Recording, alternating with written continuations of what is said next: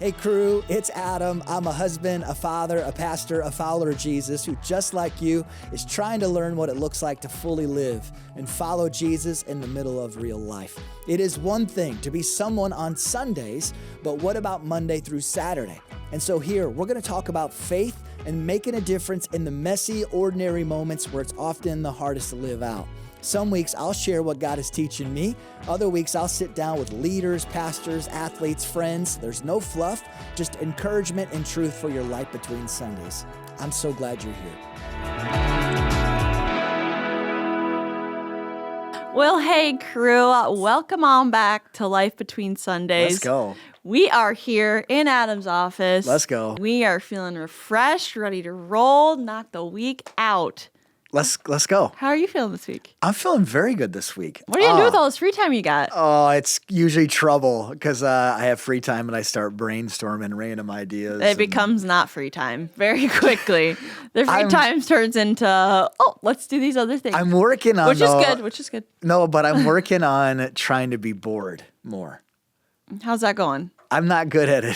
So I'm trying to be bored and really just enjoy the downtime and focus more on preaching, leading, all that kind of thing instead of doing a bunch of extras. Okay. That's good. Give me your high-low buffalo. My buffalo. I got a buffalo. You're looking at it. These jeans. Let's go. So I had a bit of an intervention last week from the gals. But I would like to preface this. It wasn't unprovoked. I feel like you asked for advice first. You think so? Yes, you 100%. I don't know how I feel about that. Yeah, you did. You asked and then we gave our opinions. It wasn't an unsolicited I got to say opinion. this. Something happened that Amanda, our creative director, and you came and apologized. It was like apologized. So what was that about? Can you explain that? Well, we just felt bad. So to give a little bit of setting the scene, Adam asked if he should change up his pants. Me and Amanda were like, yes, I think you should. It was like, yes. Just waiting the second you asked. We're like, it wasn't finally, yeah, that's exactly. I was like, oh. And then I asked around the office and it became very apparent that all of the women on our team thought we should change. And hey, I'm willing to say that I am wrong. So I went and got 3 different sets of pairs. Straight leg jeans. Straight leg Levi's from Shields. Shields, by the way, you should be a partner on the podcast. That would be awesome. That would be awesome. So that's my buffalo. I got new jeans. They just asked me this morning how I feel about it. I don't know how I feel about it, if I'm being honest. I think they look great. But I'm trusting everybody. The reason we came and apologized is because we felt like we teamed up on him a little bit. Just because we started looking at online, showing him what he should get. We got the whole office involved. So just felt a little bit guilty. But again, he asked for advice. So we're going to give it. I did. And to anybody listening, this is actually a takeaway from this. Like, I'm actually glad that I got advice? Yeah. Yeah, why wouldn't I do that? Okay. So I don't want to be the...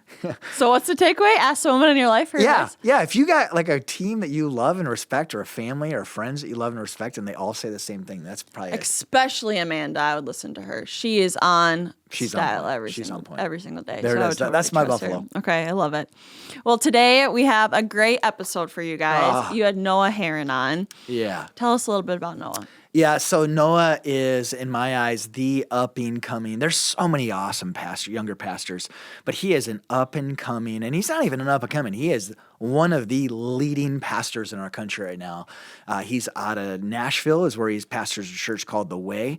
You should go follow him on Instagram. It's so solid. He is a good Instagram. What I love about Noah, he's a great preacher, blah, blah, blah. His humility and genuine love for Jesus is why I respect him and why I talk about him so much. And so we talk about his newest book is on manhood. And so we talk about his book. We talk about dating advice, what to look for in a partner, someone to marry. He's younger than me, and yet I look up to him in so many ways. You're going to love this conversation. Just enjoy every part of it. This is what I was telling somebody about Noah this morning. I feel like Sioux Falls needs a young pastor starting, leading this church, bringing it into a new season. For me, I'm just pumped about it. I feel like it's a win for our city to have Wow. somebody younger. So Well, it's a win for your city that you have that perspective, and he looks up and loves you so much. It was really cool when we put the two together. We were having dinner, and he was like, do you have any connections to churches in Sioux Falls? And I was like, yeah, actually. I was like, I deserve to be in the doghouse with Pastor Adam Weber right now, because I was at a youth camp with my son and I was supposed to be on his podcast and I never showed up. And he started laughing and he was like, well, I really love Pastor Adam and his churches. And what he said, like 20 minutes from each other. yeah, it's really, really close. We can probably get there even, he can probably get there even in like 12, 13 minutes. Really close, really close. Wow. Well, thank you for your grace. For me not showing up to the first one of these, man. I have no excuse. I was having a blast with my son fishing at youth camp and just completely forgot. No, and if I told you back, I was like, that is when you're meeting with a VIP like your son, it is totally honorable. And not just okay, but a good thing to lose track of time and lose track of what you're doing. Noah, Well, thanks, man. as we get started, like I just appreciate you, respect you so much. And I'm learning from you. Like, I just want you to know that I learn from you, and I'm brought closer to Jesus because of you. And I'm so excited for your church. I'm so excited for Nashville. I'm so excited for just what I was saying about Noah Rollins. We need you, Noah. Wow. The church needs you in our country. And so I'm just really, really grateful. And I don't say that lightly. Wow. I say that you're a great preacher. Yeah. The way church is exploding. I say that because of every time we've ever been around each other, you've showed me so much kindness. You've just like, I've always felt so honored by you. You have such humility. And so I'm just really, really grateful. So, well, that means a lot, man. Thank you. So I'm going all over the place, but your star is continuing to rise right now. Your Instagram, you're dropping wisdom. My assistant literally my assistant Emily just said, who helps him with his Instagram? I'm like, I'm not sure, but your Instagram wisdom, you and your wife, Maddie, as we just shared, Pastor Way Church, you got a new space recently, but how does it feel that your star is rising? Like, that might be even weird for you to hear from me. Any feelings about like that? You've got to feel that. I mean, what does that make you feel? I think practically it feels like there's more things vying for my attention than ever before. So like that's like a very like conscious conversation that my wife and I are having right now. I mean, we spent 3 hours last night just talking about that and how do we keep our no list to get bigger. So it's, I think I don't know if we've ever said it the way that you just said it, but we have felt like God, for whatever reason, has been opening doors for our church, for our family, for me personally. And we're really grateful for those doors. But leaders like you, leaders that I want to be like when I grow up, what I've noticed about the best leaders is they're extremely focused on the things that they know God has called them to do. And so how do we, like the conversation we had last night is how do we see these opportunities for what they are, which is huge honors and gifts, while not losing the focus that allowed us to get here in the first place. And we feel like that was just the Lord honoring, faithfulness to what he's asked us to do, not what other people have asked us to do. And so we're just drilling deep right now and going, okay, what things do we need to delegate? What things do we need to give away? And what things do we need to double down on and just really throw our focus into? That's so good. The process of learning to say no is, at least for me, continuing to be a journey. It was so cool. Arthur Brooks just came out with a new book. I'm a huge fan of Arthur Brooks. If you haven't read his stuff, Noah, So Phenomenal. so good. Phenomenal. So good. So but it was funny. I read a chapter because this his newest book is kind of like his latest. It's like all of his write-ups kind of put into a book. And one of them is like, and he's talking about how to basically have a joy-filled life. And the whole chapter was on saying no. It was like Wow. saying no. And I just got a really cool invitation. And I'm like, oh my gosh, I got to say yes to this. I'm not going to get another opportunity to do this. There was a lot of, I would have been in the room with a whole bunch of people and would have been leading part of it. And as I was reading, I knew immediately I was supposed to say no. Wow. And so I literally, I'm like, if I wait on this, I'm going to turn it to a yes. Yeah. So I wrote right back and I was like, hey, I'm so honored. I literally can't believe I passed on it. I'm so honored to be thought of, that you would ask me, all this kind of thing. I'm so sorry right now. I need to pass. Please invite me again in the future, but I need to pass. And then literally I push send. Like 5 minutes later, I got another invitation, and it was an even better invitation, but I still felt like it was supposed to be a no. And so I said no again. And it's so crazy because I'm such a people pleaser. Am I going to miss out on the opportunity? And yet I have so much more joy, and I get to double down on what God's uniquely called me to do: pastor this church, be a husband, be a father. And it's so hard, but it's so good. Away from being, and I'll brag on you, away from being a fantastic human being, which you are. Why and what is connecting right now? Like, is there something that you like? If you had to kind of like, I feel like God's getting behind this and this, like in my preaching, in my leadership. Like, what do you think? What do you think is connecting with people? I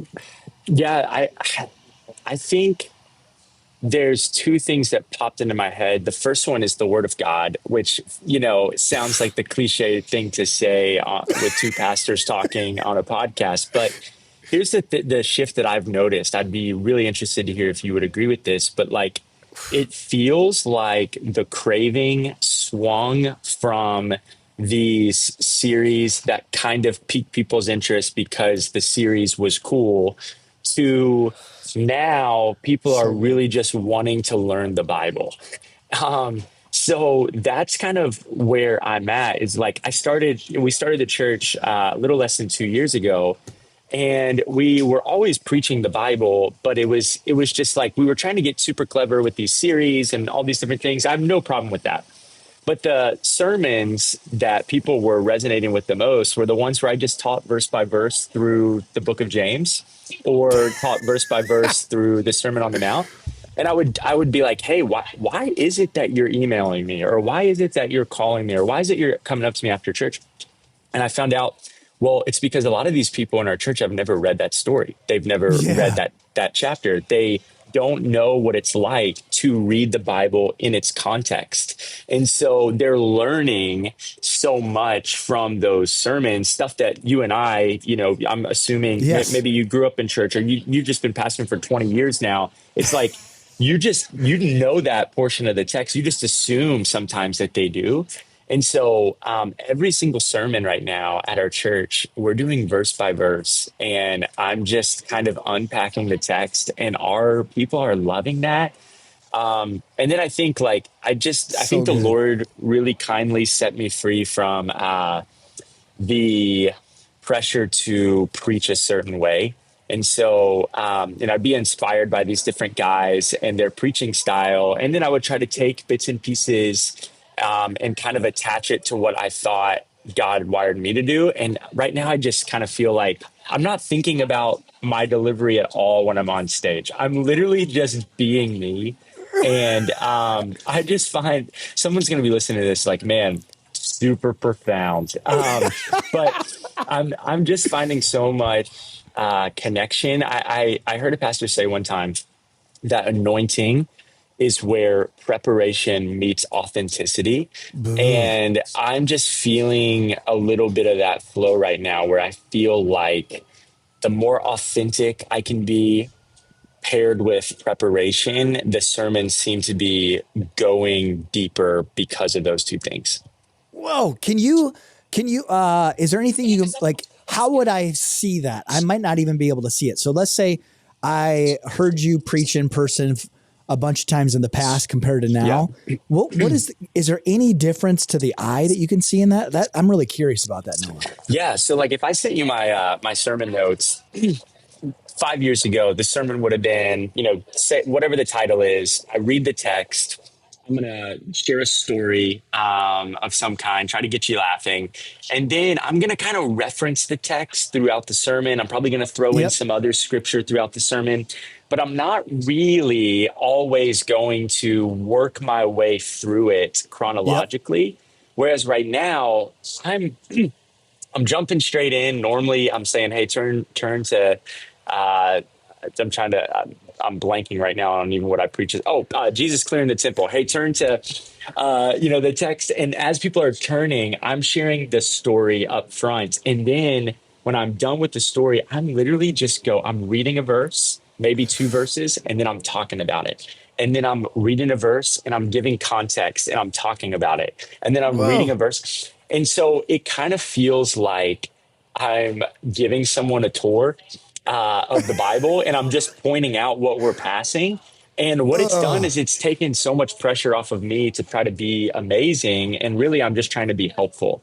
And I'm really just trying to make the points that the Bible is making in a very clear way. And then I'm picking spots where I'm going to, tie to other scriptures or try to make a bigger point. But the difference is my outline is just the scripture with stuff in between it. Whereas before it was what's my one point and how do I make this 4 different ways and whatever. It's more like a Bible study session than it ever has been before. Anything that you would say noticeably about you being more you on stage? Is there anything that you would say there? Is there anything that you could... For sure. I used to hear more Pentecostal preachers. I'd be like, man, I wish I could do that. I wish I could, I wish I could do it like Robert Madu, or, I wish, I heard Manny Arango one time. We were speaking at an event together, and he set the place on fire, and he can yell, and he's got this great yelling voice. And then for the next 6 months, I was having an identity crisis because I was like, oh my goodness, nobody ever stands up and claps when I preach. And the whole room was doing it when he was doing it. And so there was this period where I was really trying to implement a lot of that into my preaching. I would say right now where I'm at is I think that God is going to use my communication style to reach the people that like my communication style, and he's going to do it in a way that's much more effective than someone else. And so, there's still moments when I get excited. I think if you're Baptist and you come to our church, you're like, this dude's Pentecostal. And if you're Pentecostal and you come to our church, you're like, this dude's Baptist or Methodist or whatever. I'm just trying to preach it the way that God's wired me to, and I'm not thinking as much about what people are feeling in that moment. That's so good. That's so good. I just interviewed Amanda Bible Williams from She Reads Truth. Okay. And so we were talking about just what's happening with people being more drawn to the word and just opening up scriptures, and even all the stats that are being released right now is really, really cool. But even in our church, so what we do twice a year, and we should do it even more, but twice a year, we give out copies of the Bible, books of the Bible, along with my personal notes in it. And then we'll bring people through. So we've gone through the book of Jonah. We've gone through the book of Esther. We did the entire book of John. This time we start this next month. We're going through the book of Genesis chapters 25 through 35, the story of Jacob. So everybody will get those chapters. And then it's there's a 30-day reading plan. And it's oh my gosh, you just read through the book of John, or you just read through, but people are eating this up. Yeah. We get permission from the NIV to print up, I think it's 2,500 copies of it. And I we're finding the same thing of people just wanting the word. I'm stealing that. Stealing that. It's so good. And now what's so cool, because we've probably done this 8 or 9 times now, people are now kind of keeping them, and it's oh my gosh, and what's so cool is Embrace is probably there's probably richer theological, more seminary church style preachers in Sioux Falls, but it's pretty cool. Man, our people have read through the book of Jonah. Like they've read through the Gospel of John, like the whole thing. Wow. They've read, and it's like so many times, like Christians, that's just a win in itself, is to get people in the Word. And then what we hear people say after these series is I started reading the Bible for the first time, so I finished John, and then I just kept going. It's like, oh, that's incredible. So it's helping them fall in love with it. Yes. And that's what it is. What I love about and this is the team that is awesome. I just get to put together some of the writing part of it. What's so cool is it's like, it takes away the scariness of getting like a big Bible. And it's like, well, I can read this. This thing's so small. Like, who can't read this? And so it just makes it more, a little bit more approachable. Absolutely. Before we go any further, there are some awesome partners that we'd like to give a shout out to just for making life between Sundays possible. Adam? Yeah, our partners are amazing. I feel so proud to these partners, all of my partners in general, but our first partner today is First Interstate Bank. I've been doing my personal banking with them since 2007, which feels like forever.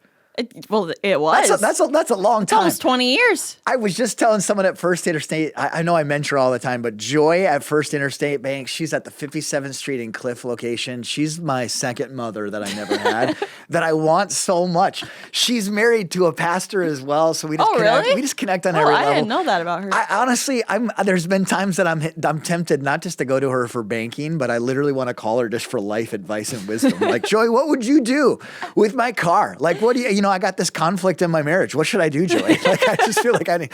So firstinterstatebank.com, they got locations everywhere, over 300 locations, 14 different states, Arizona, Colorado, Washington State, great state of South Dakota.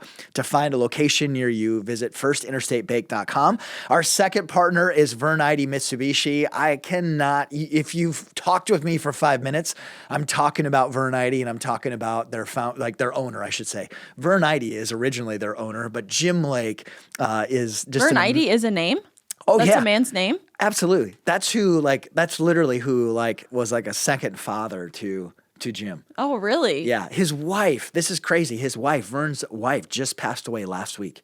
And so she was like 90 some years old and was, I guess, just an amazing person. Really? I did not realize that was a name. Yeah. So Vern Eide, if you're looking for any type of vehicle, no joke. If you drive an Outlander, looking for an Outlander like I drive, or a CRV like my wife, an Acura, Ford, Chevy, you name the make of vehicle, they're going to have it. And no matter where you live, they will ship it to you. In this day and age, more people need to ship vehicles. It's crazy. I mean, it's so simple. I didn't even know it was possible. It's unbelievable. So go visit verneide.com. You won't regret it. I like that name, Vern. I love Vern, too. It's kind of a sweet old man name. Okay, so I'm shifting gears big time. Like your new book, Welcome to Manhood. Hello, first off. So how do we become men and our boys not becoming men? So how do we become men? Maybe it's the other way around. Our boys not becoming men, and how do we become men? That sounds like a good band name. I think like the big general statement I'm going to make, this is obviously not true of everyone, but I do think that like what the world is saying is like to be a man is to make as much as you can. Financially, it's to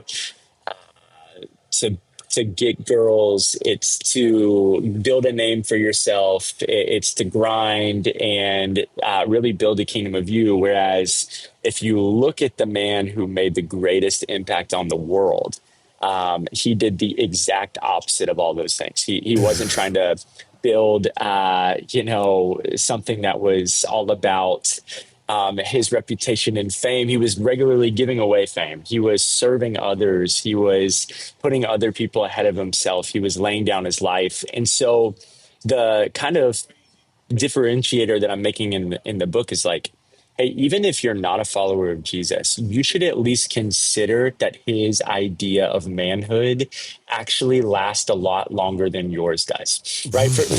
For example, Caesar, right, in Bible times, he was wealthier than Elon Musk. He had the biggest army. He had all the things that you could possibly want. He was the man, literally. And you fast forward to today, and his legacy is a very average side salad. Whereas Jesus is still being worshiped. He's still being talked about around the world. There's literally billions and billions of people who want to follow him. And so I think for men, like, we all think about our legacy. We all think about the impact that we're making with our life. And I just want people to consider that maybe the best way to be a man is to follow the man who made the greatest impacts in the world. Okay. Holy crap. Okay. So what would you say, what does it mean to be a godly man? Like, what is that? Like, cause even like, what does that mean? Is that kind of the rugged cowboy? Is that what is it? What does that even mean just in general? What does it mean to become a godly man? If it was, they wouldn't have let me write the book, because listen, I have baby soft hands. I really struggled with the title of the book, and really my publisher had to kind of talk me into it at first, because I was so concerned that people were going to look me up and be like, this dude doesn't hunt. He doesn't have a beard. You know what I'm saying? Like you look much more qualified to write a book with that title. The only reason I have a beard is because I'm bald, and you have to balance your face to make it look. Well, you can grow one. I can't. So, so like the thing that I believe makes a godly man is the pursuit of God. So, I don't think that you have to be perfect to be a godly man, but I do think that you have to have a persistency. So I reference in the book, Proverbs 16:24, the righteous fall 7 times, but they get back up. Oof. And I think the difference between the righteous and the unrighteous is not that one falls and the other doesn't. The Bible is clear, the righteous fall too. The difference is that the righteous get back up. And so that really encapsulates the heart of the book, is that righteous men, godly men, they get back up when they fall with the intention of, I'm going to learn from that mistake and I'm going to win this fight. Well, that will preach. If you're able to, Noah, two other descriptions of a godly man. Yeah. So, so the whole book was inspired from a Billy Graham sermon. I love Billy Graham. I do too. I've listened to like every single sermon of his that I could find on YouTube. And in one of his sermons, he talked about how it was kind of a tangent in his sermon, but he talked about how every man has to overcome the 3 G's, the temptations of the 3 G's: gold, glory, and girls. And different people have taken that phrase and they've kind of gone different ways. But he says that every man has, basically all the temptation that we face falls under one of those categories. And I think that many men, they look at whatever one of those categories they struggle with the most. And if they are losing the fight in that area, like let's say it's pornography, let's say it's lust. After a certain amount of time, you just start to believe it will always be this way. That I'm just never going to be able to win this fight. I'm just always going to struggle with this to some level. And when I read the Bible, I just see over and over again that Jesus didn't come to give us partial victory, but he came to give us full victory. And so I just think, like, when you want to be a godly man, there has to be this resolve that I can win the fight because Jesus won the war. Like, I can overcome because Jesus overcame death, hell, and the grave. And so, those 3 areas, like every chapter of the book goes into one of those areas. And it's like a very practical, like, here's the problem, here's the solution biblically, and then here's some like practical next steps that I hope will help you as you try to fight this. So good. I'm going to try to find that clip from Billy Graham. If we are able, we'll drop it in the show notes. Man, that right there, that's powerful. I've never heard that. The 3 G's, like it. Oh my gosh. And so cool that it was kind of a tangent, like a Holy Spirit tangent in the message. Like that's Billy, more Holy Spirit tangents. We'll take as many of those. I love listening to Billy Graham as well. Me too. Not that long ago, I listened to him preach at Madison Square Garden. I found it on Wow. YouTube. I found it on YouTube, and just listening to him preach was powerful. Legend. I know that in the book you talk about choosing the right partner. Hmm. Can you advice on doing that? Advice Yeah. on choosing the right partner. I feel like specifically, Noah, you are like so gifted with folks your age and younger. But again, I'm 43 and I'm learning from you. Dating, I've said so many times lately, I can't imagine dating right now. Like I cannot fathom it. Like Yeah. honestly, I feel God's protection on my life that I'm not dating now, and I got married 21 years ago because I'd be in trouble. Advice on choosing the right partner. First of all, I think it's the most important decision besides the decision to follow Jesus. And I'm a living example of that, where I was in a relationship with a girl for almost 4 years when I was in college, and neither one of us were really following the Lord. Today, we both are following the Lord. She's an amazing, amazing girl. I have nothing but great things to say about that girl. But I think what I was called to do and what she is called to do are very different. And so I think that we could have gotten married, but God in his kindness and grace didn't allow that to happen. And I think about, if we had gotten married, would we have been able to have a faithful marriage? I think so, yes, because of Jesus being at the center of it. However, I think it would have been a real challenge for us to do the things that we are now doing separately that Whoa. God has clearly called us to do.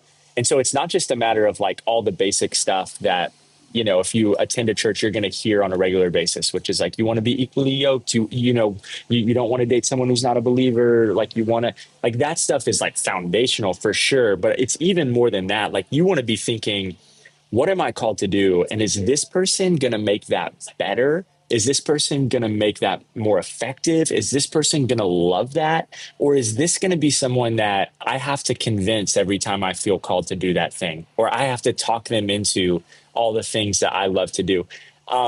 So that's No. like Holy one thing. cats. What would you say? Um, What would you say really quick? Like, how did yeah. you know? How did you know? Like, what did anybody? Yeah. How did you know where the? Yeah.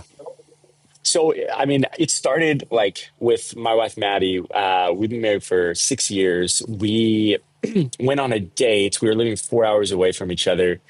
So I drove 4 hours to take her on our first date. And when we were at dinner, it just became so clear on the first date that this girl did not need me to be validated. Like, I was not going to add an ounce to her joy. There was no like, um, there was no striving for her to like prove herself to me. It wasn't like she was like apathetic and like any of that stuff. I mean, she looked beautiful, like she had her stuff together. But I'd just been in conversations with girls where I was like, okay, like this girl's like really into it. And I think that like I might be an idol and we just met. Like, does that make sense? And like, Yeah. I've had conversations with girls. I wanted to make it work. She just had such a contentness in the Lord. And I noticed that immediately. And I was like, this is going to serve me really well if we did get married, because her, she's not going to be like attached to me for her hope and her joy and her peace. Like, that's coming Oof. from someone else. So that was baseline. And then from there, whenever we would have conversations, which we did early and often, about what I felt called to do, which was to start a church. I knew that when we were dating, I was like, I'm going to plant a church one day. Her eyes would light up and she would ask questions about that thing, and like, hey, like, tell me about this, like tell me about your dreams. And as I'm sharing, like, she seems genuinely interested in a way that Oh, didn't seem like it was surface level, or like she was just putting up with me. It was like I started to see excitement from her. I also am a little bit of weirdo, Pastor Adam. I just, after being in such a long relationship, I didn't want to mess around. And so I made a rule for myself. I said, hey, I'm not going to date another girl until I know for a fact I could be married in a year or less time. Because I didn't want to sit in the dating scene yep. too long, because I knew, because I'd done it right, that it was really hard to stay in that place and live a holy life. So I told my now wife at the end of our first date, I said, hey, I really enjoy this. I don't want to freak you out, but I only want to date someone that I think I could marry. And I was like, I know we just had our first date. Here's the deal. You passed, not that you're asking. I was like, I'm not saying I want to marry you, but like, I'm just trying to show you that I'm taking this really serious. And if at any point you don't believe I'm your husband, or could be your husband, please break up with me immediately, because my goal is to pursue you with the intent of marriage. And she was like a little bit thrown off by that. Like, whoa, like, because she didn't know me. You know what I'm saying? Like, she didn't know I meant that. She didn't know the context. But she said since then that that set a precedent for our relationship, to where she just was taking it way more serious. And what I think a lot of people do in dating relationships today, where it's just kind of like, yeah, I like you. I think you're hot. We have things in common. We should just date, you know? Whereas Yeah. we were like, if we do that, we're going to do something we shouldn't. That okay. So Noah, I want to go back and share as much as you're willing. So with your long term girlfriend, Yeah. there wasn't all the things that you normally say. Like just like again, you hear like No. unequally yoked. You're having sex and you're dating or whatever else. Yeah. How did what signs did you like? You didn't think you would be better together in your calling, but like what led you to that? Because you're in a relationship for 4 years. That's hard to back out of. Yeah. Well, to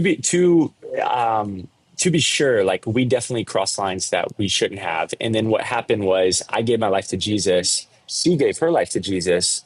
And we started to try to follow Jesus in our relationship. At that same time, she was feeling a calling into like very creative things. She's a very like creative girl. I was feeling a calling to start a college ministry. So here comes Noah trying to rally a team and build a college ministry on a college campus. And I'm always on stage now, and I've got a microphone all the time. And she like was so, that was just not her. Like she was very introverted, very like, I don't want anything to do with that. And there's nothing wrong with that. Yeah. But I started to see for the first time, like, I think what would make this a little easier is for her not to be like so nervous about some of these things that she's going to have to do for the rest of her life. Even Yes. if she doesn't want to be a pastor, like speaker herself, like she's going to be around a lot of people all the time. And I'm already seeing that her being around college students, like, I don't think that's her calling. And so it just started, we would kind of, butt heads a little about Yeah. things that I didn't feel like were a big deal, but maybe she did, and vice versa. And I could already see like, hey, where this is going, this is not going to get better. It's going to get worse. It's good. It's good. Last dating question. Red flags on dating. Like if you're dating someone, here's some red flags that you would have come to mind. I think if they don't have friends of the opposite sex that they hang out with regularly, that's a quick one. You want to marry someone who doesn't need to be with you at all times of the day. Now, don't. I'm going to choose my wife over every other person with drop of a hat. Okay, she's my best friend, but I just think it's a little unhealthy when people get in a relationship and they bounce on all their friends. I think that's a big red flag. I think another one would be that they need to, like, I don't even, there's probably a word for this, but it's like they need your validation all the time. Like they're always wondering what you're thinking, how you're feeling. Like you haven't done anything, but you didn't text them in 4 hours and they're like, what's wrong? Like that stuff they're not ready for a dating relationship. I think at that point, I think another thing is like, I don't love the idea of dating potential. I think potential is a great thing to notice. I think it's a horrible thing to date. So, like they've got the potential to be a great spouse. Well, what if that potential never happens? Then you're married and that's tough. So I would say just like potential is not enough. You want proof. You want proof of concept. There were three things that I wanted to see in a dating relationship. And as soon as I felt good about those three things, it was like, I'm marrying that person. I want to make sure that their relationship with the Lord was the real deal. So that's the first thing. Yep. Second thing was I wanted to make sure that their family relationship was healthy. So you can't control, if they have a bad family, but you can control you can notice what they talk about, how they talk about it. Are they honoring? Are they respectful? Are they full of grace and compassion? Like that mattered a lot to me. And then the last thing was like, what are they like around me and their group of friends? Are they fun? Like that just mattered a lot That's to me. good. Like I'm going to be married with this person forever. I want this to be fun. I don't want this to just be all romantic. Like it needs to be that for sure. But I want this to be someone that I'm excited to spend the rest of my life with, which sounds very basic, but there's so many relationships that are not that way. So I kind of looked at it like that. And then once I saw those three things with Maddie, I mean, we were 2 months in and I bought a ring. So I was like, let's go. So good. Any other dating advice like this? Like so good, Noah. And I feel like, again, I can't imagine dating right now. Is there anything else that comes to mind? Like things to look for, red flags, anything else there? Yeah. I just think like sexual stuff, in 2025, that's one of the harder things. I think since like my parents were dating, just because it's so easy to see stuff, it's so easy to send stuff, it's so easy to isolate. I would just advise, like in any dating relationship, as many guardrails as you can put in place as possible. It's really hard when that stuff enters the situation for you to see the relationship clearly.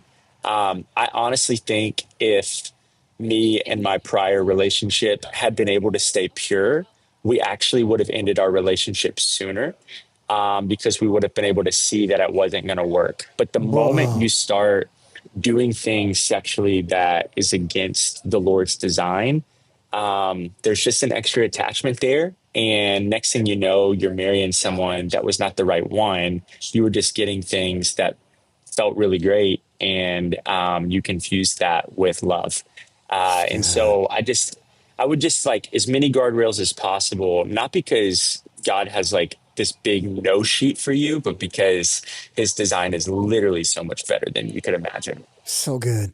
Noah, last question. Any kind of going back to like the church, any challenge for the church, for pastors specifically, but even just Jesus followers in general? Is there any challenge you would have for just Jesus followers? That's really abstract, and it doesn't have to even be anything profound.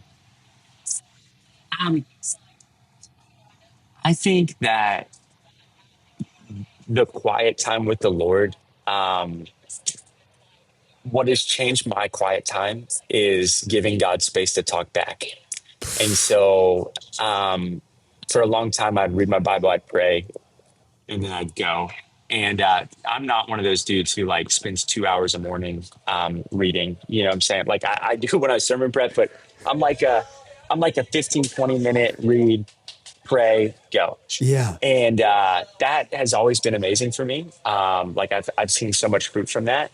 But in the last 2 years, I've been adding this little 10-minute walk to the end of my quiet time in the mornings where I just walk around our neighborhood and I just don't talk. I don't listen to music. It's just me in silence in the Lord. And that has just been a game changer. And I realized that I was treating my relationship with the Lord like a megaphone instead of a telephone, where I was just shouting at him all the time. And that's beneficial. But the things that he has whispered to me on those walks have just been game changing for our church, for me and my wife's relationship, for our family. One of the biggest decisions that we made as a church, finding this venue, came from the still small voice of the Lord in one of those walks. And so I would just challenge anybody listening, like, ask yourself the question, does God have space in your life to speak back? That's good. Noah, it's going to be the best day ever. I'm grateful for you. And just even that saying is every time I see it, I can't help but smile. And it just reminds me how many reasons I have to thank God and praise him. And that genuinely, like, our perspective changes everything. just so grateful for you. Honored to know you. Well, thank you guys so much for joining us for today for Noah's episode.